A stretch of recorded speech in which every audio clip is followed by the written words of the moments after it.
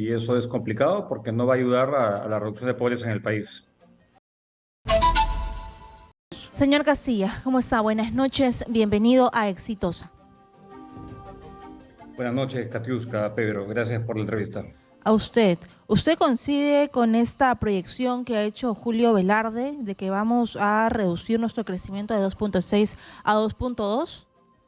Exitosa. Sí, coincido, y a lo mejor el presidente del Banco Central se Es queda corto, ¿no? optimista. Uy. Hoy en día la mayoría de analistas calcula que la proyección va a ser en torno a 2% a lo mucho. Entonces esto se está sincerando un poco la proyección de crecimiento para este año y eso es complicado porque no va a ayudar a la reducción de pobreza en el país. Pero, ¿cómo revertir este panorama? Porque año tras año siempre venimos haciendo reajustes en la proyección de crecimiento, pero no hacia arriba, sino hacia abajo.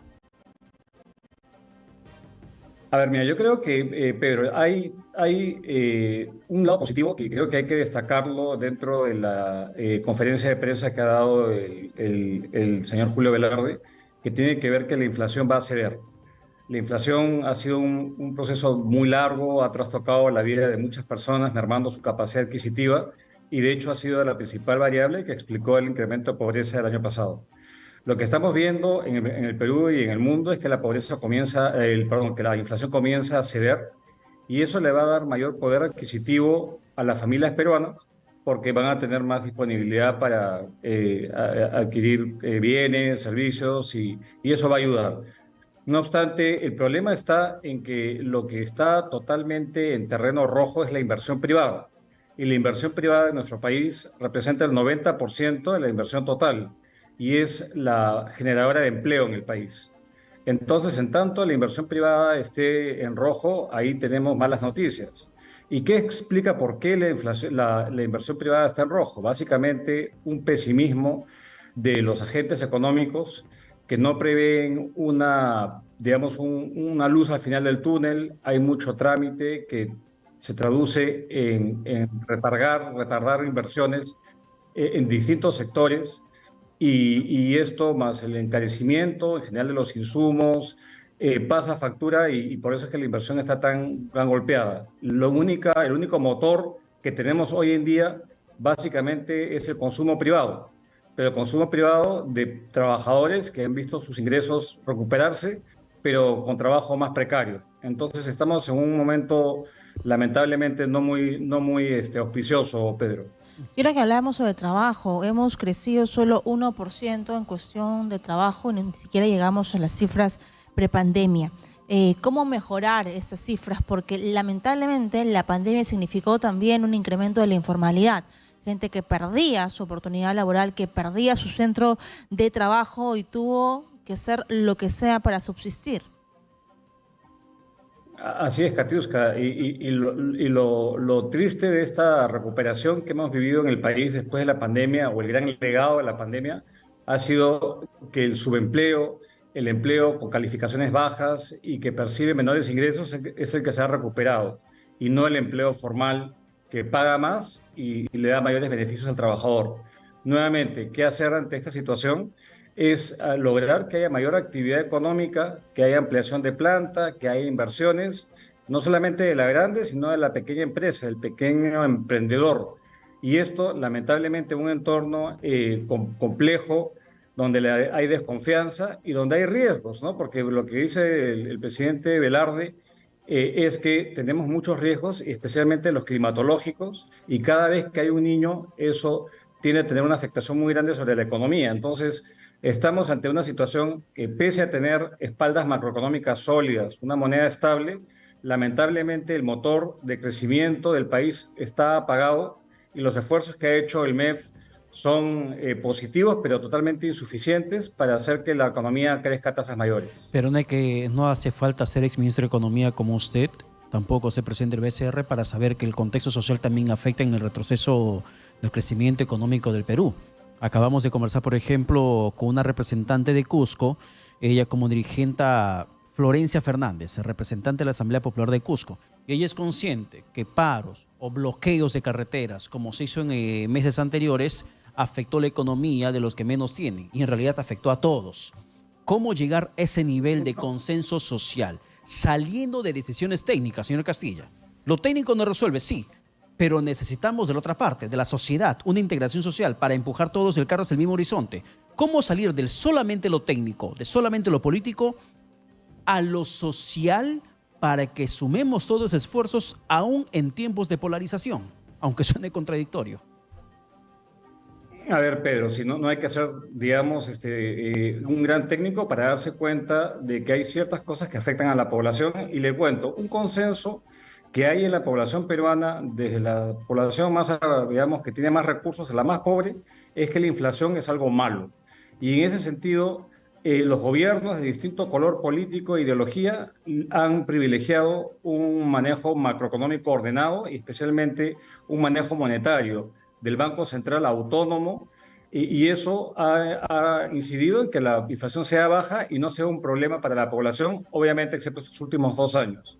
Entonces, ¿cómo lograr esos consensos respecto a la importancia de lograr mantener pues, la movilidad social y derrocar la pobreza? Esto que pareciera tan obvio, lamentablemente no lo es para muchos políticos, por ejemplo, que están apostando por el facilismo de corto plazo. Se piensa, por ejemplo, de decir, bueno, yo voy a inflar artificialmente los salarios, por ejemplo, aumentando el salario mínimo, por dar un ejemplo. Y esto, lamentablemente, las grandes empresas pueden pagarlo, pero tenemos que el 99% del tejido empresarial en el país son micro y pequeñas empresas, que ese aumento simplemente les induce a ser informal. Entonces creo que es tener mayor sensatez y lograr, obviamente, hablar en fácil y lograr movilizar una opinión pública para decir que la única forma de salir de este problema es creando empleo. ¿Y cómo se crea empleo? Creando oportunidades y creando un entorno de estabilidad, no solamente macroeconómica, sino política y social. Yo coincido con usted, Pedro, que si vivimos en este nivel de polarización, donde los políticos están totalmente desconectados de las necesidades de la gente, y los técnicos hablamos que quizá es difícil y no le chuntamos a la solución de la población, lo que tenemos es el caldo de cultivo para, en vez de mejorar, retroceder, como efectivamente ocurrió en Puno, en Cusco, en Ayacucho, que mostraron contracción en su actividad económica y mayor pobreza. Entonces, yo creo que esto que resulta de sentido común, pues no lo es para muchos peruanos, que creen que llamando a marchas, a tomas de Lima, con eso se va a lograr mejorar la calidad de vida de la gente, y eso es falso. Eso acaba empobreciendo a la gente más desfavorecida y resulta pues una paradoja total. Entonces coincido con usted, hay que lograr esos consensos en una economía polarizada cuando finalmente lo que se busca es el bienestar de la gente, y eso se logra con trabajo y estabilidad. Y empleo que se va a perder, porque el de los sectores primarios más afectados es la pesca, lo estamos viendo, el agropecuario, la minería metálica, y sabemos de que hay pescadores artesanales que ya están bastante complicados, la agricultura también. ¿Qué debería hacer desde ya el ministro de Economía y la presidenta Boluarte? Y no solamente el ministro de Economía, sino hacer un trabajo multisectorial de lo que se viene económicamente. Usted ha dado en el clavo, Katiuska, porque no se trata de una persona o de un ministerio. Se trata de que todos los ministros y autoridades trabajen, digamos, en el mismo sentido, y que no solamente el Ejecutivo, el Congreso tiene un rol muy importante porque aprueba pues, leyes absolutamente populistas que no favorecen al colectivo. Los 3 niveles de gobierno son esenciales, el trabajo de las municipalidades que, por ejemplo, dan permisos para emprendimientos, o dan gobiernos regionales que tienen que también velar por el desarrollo territorial. Es un trabajo conjunto de las autoridades. Entonces, si es que hay algo que tendría que hacer el gobierno, es imprimir este sentido de urgencia, que yo creo que el Ministerio de Economía lo tiene, y muchos lo tienen de manera retórica, pero el diablo está en los detalles. Eso tiene que permear a los segundos y terceros niveles de funcionarios públicos que tienen que darse cuenta que si el país sigue paralizado y no se toman decisiones sensatas, lamentablemente la economía se apaga, y eso es el caldo de cultivo al descontento y la convulsión social, y esta película ya la hemos visto en nuestro país en el pasado, lamentablemente. Una pregunta final por mi parte para cerrar la entrevista, señor Castilla. Inflación. Usted acaba de decir, importante el aspecto del manejo inflacionario y cómo afecta el crecimiento de estos números, de estos porcentajes en la economía de cada familia. Hay la proyección de que podríamos terminar el 2023 con el 3.3% de inflación. En buen cristiano, ¿qué significa eso? Para que la gente lo pueda entender un poco más.